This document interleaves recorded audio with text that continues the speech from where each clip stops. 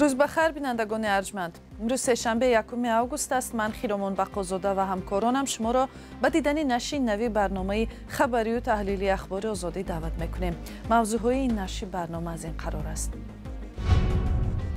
دادگاه ایرکوتسک روسیه یک پلیس و 3 ساکن محلی را که در آتش زدن واگن زیست مهاجران و کشتن 2 تن از آنها ایبدار میشدند بیگناه اعلام کرد.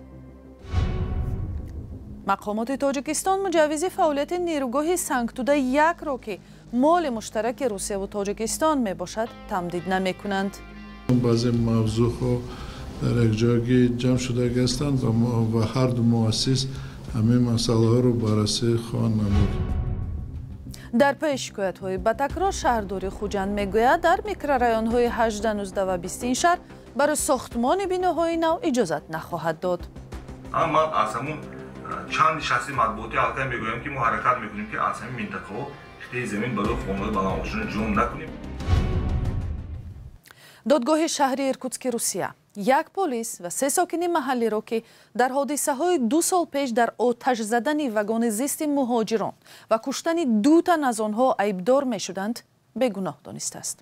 نزدیکان مهاجران جبر دیده در صحبت با رادیو آزادی گفتند که در حکم دادگاه که امروز 1 آگوست صادر شد، دادرس آنها را کاملا بیگناه دانسته از تالار دادگاه رها کرده است. همکارم مومین احمدی موضوع را پیگیری کرده است و حالا در استودیو با ما قرار دارد. مومین سلام. درباره این حادثه و اینکه مرافعت در چه شرایطی برگزار شد بگویید. سلام بیننده عزیز. بله خیرمان، حادثه از آن آغاز شد که در ماه نوامبر سال 2021 واگن مهاجران را آتش زدند و نسیم جان سیدعلی 21 ساله و سیراج‌الدین گلزاده 19 ساله ساکن ناحیه فیض‌آباد بر اثر حمله و نفسگیر شدن از دود آتش همان روز هلاک شدند.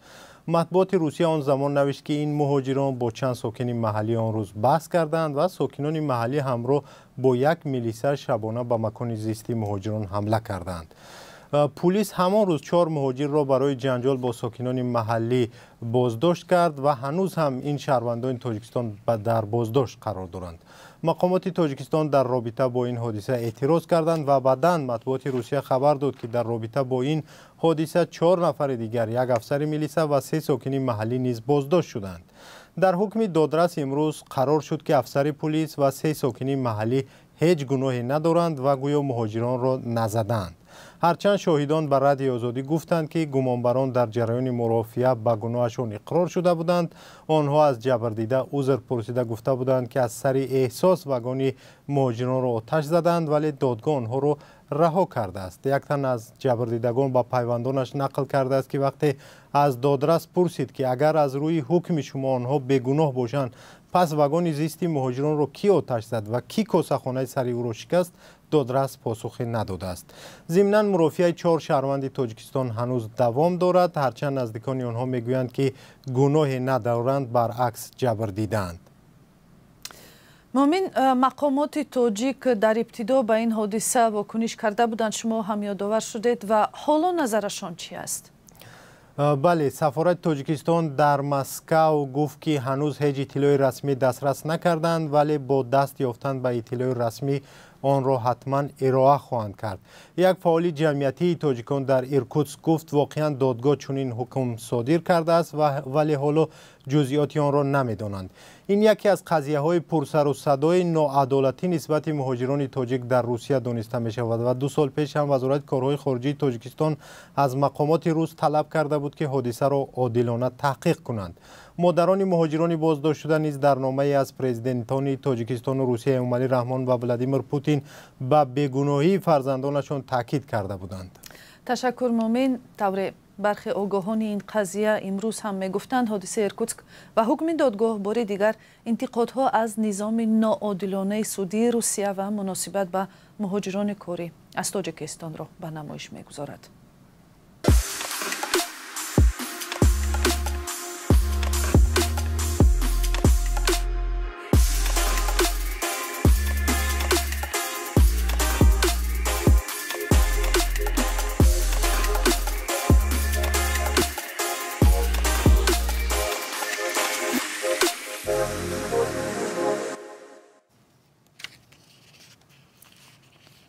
وزارت انرژی و ذخیره‌های آبی تاجیکستان مجوز سنگتوده یکی از نیروگاه‌های بزرگ کشور را که 75% سهمیه‌هایش از روسیه است ماها باز تمدید نکرده است. رهبریت نیروگاه هشدار داده است که ادامه تأخیرکاری در دریافت اجازتنامه برای کار میتواند باعث متوقف شدن کار نیروگاه گردد. اصلی بحث از چی عبارت است و جانب‌ها چی میگویند؟ در گزارش علیشیر ظریفی و براد یوسفی میشنویم. جمعیت سهامی کشوده نیروگاه برق آبی سنگتوده یک چند ماه است که نمیتواند از وزارت انرژتیک و ذخیره‌های آبی تاجیکستان مجوز فعالیت را به دست آورد.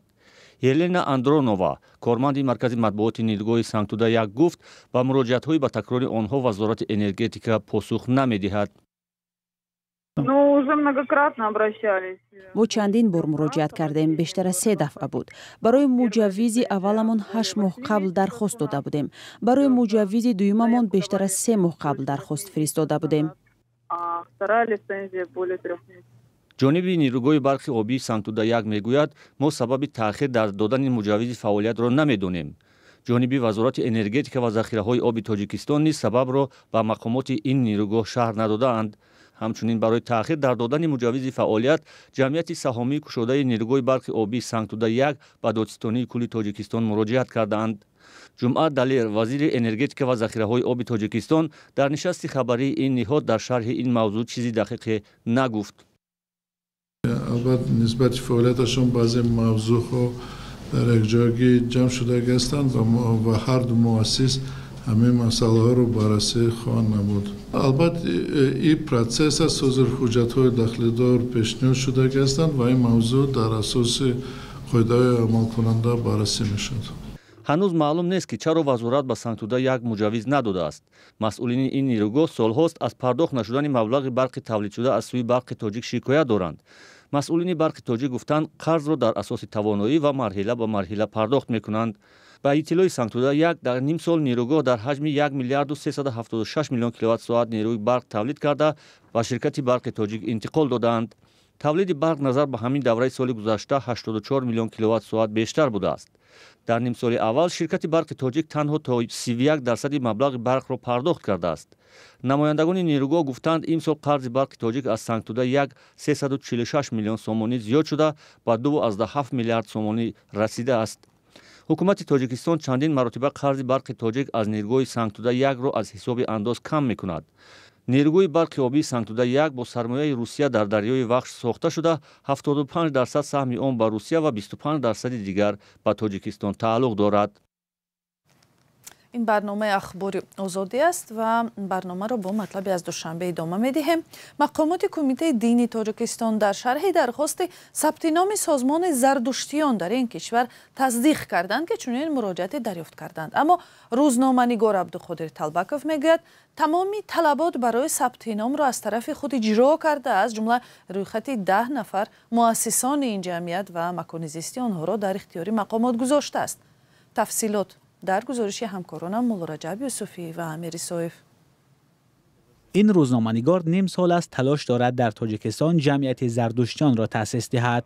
میگوید در تاجیکستان دین زردشتی بیش از 5000 پیرو دارد. آیین‌نامه و دیگر سندها را جمع کرده است به جز از یک سند. یک سپرافکا دیگر است که در مکانی که تشکیلات را به خود میگیری حکومتداری همون منطقه باید موجودیت تو رو تصدیق کند. مسئله تأسیس جمعیت زردشتیان در نشست خبری کمیته دین هم صدا داد. رئیس کمیته دین تصدیق کرد که عبدالقادر طلبکوف برای ثبت جمعیت به این نهاد آمده است. خود طلبکوف بله برای ثبت همچون یک اتحادیه دینی به کمیته مراجعه نمود، نه به شکل خطی، فقط آمد با اون نفر شرط و شروط رو گفتن که باید مثلا کدام نمودی حجت ها و کدام نمودی مثلا تهیه کرده شود، بعد این دیگر مراجعه نکرده است. عبدالقادر طلبکوف ماه فوریه امسال اعلان کرد که به دین زردشتی گرویده جمعیت زردشتیان را تأسیس می‌دهد. این تصمیم روزنامه‌نگار و هم حمله‌های لفظی او بر روحانیان در جامعه سنتی تاجیکستان واکنش‌های زیاد را به میان آورد. مخالفانش عبدالقادر طلبکوف را به ناخن زدن به احساس دینی مسلمان‌ها گناهکار می‌کردند. خود روزنامه‌نگار میگوید بارها تهدید هم شد. کم شدن ولی هستن. این آزاری روحی است. وقتی که مثلا باری در کوچه راستی خسته شدم از جنگ و جنجال. فرضاً همین 4 نفر در روبروی من میآید، یک تاش میگه که این حرامی زردشتی است، یک تاش میگه که استادی معظم ما اخلاصمندش ما، یک نفرش میگه کاری خودش است، در پیش خداوند خودش جواب میگه. ولی با همه این افت و درفت کردن من خسته شدم واسه. من همین پرده رو دراندم، یخ‌ها رو آب کردم، همش خوب میشود. با وجود خستگی عبدالقادر طلبکوف از راهش برگشتنی نیست. او نامش را به آریامهر زردشت عوض کرد، اما مقامات آن را در سندها قبول نکردند. در تاجیکستان 66 اتحادیه دینی غیر اسلامی فعال است. تقریباً 4000 مسجد هم فعالیت میکنند. فعلا دقیق نیست که عبدالقادر طلبکوف برای ثبت جمعیت زردشتیان باز چه قدر دیگر تلاش میکند. مولا رجب یوسفی، امیر ایسایف، آزادی، دوشنبه. در پی شکایت‌های پای در پی ساکنان شهر خوجند در مورد ساختمان بیناهای نو در نزد منزل زیستشان، شهرداری مرکزی ولایت سوخت به این مسئله واکنش کرد. فردوس شریفزاده آخر هفته گذشته در حضور خبرنگاران گفت که ادامه ساختمان برخی از شرکت‌ها را متوقف کرده است. چندی از بحث‌های ساختمان بینا همچنین در بررسی مقامات قدرتی قرار داشته است. فرزان محمدی گزارش دارد. اون ساختمان‌هایی که در اساس نقشه گنرالی میباشند ساختمانشان شده رفته است.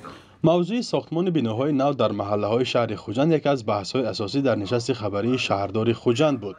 خبرنگاران با ارائه سوال ذکر داشتند که نارضایتی مردم برای ساختمان بیناهای نو در محلشان در شبکه‌های اجتماعی زیاد شد و مراجعتشان بر رسانه و مقامات‌های نظارتی افزوده است.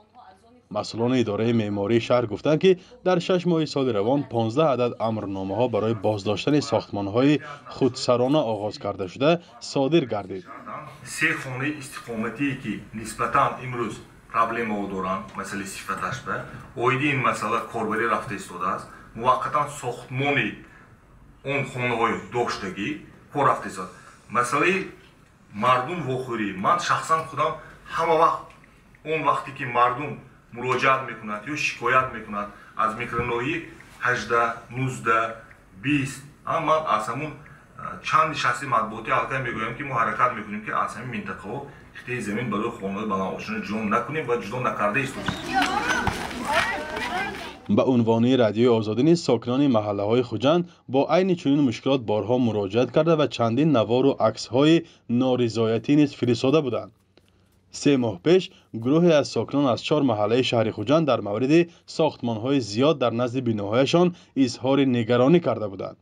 ساکنان محله‌های 8م، 18م، 19م، 20م و 32م چند سال باز تلاش دارند قطعه زمین را که همچون میدانچه بچگانه استفاده می شود از بنیاد بیناهای بلندداشتانه حفظ کنند.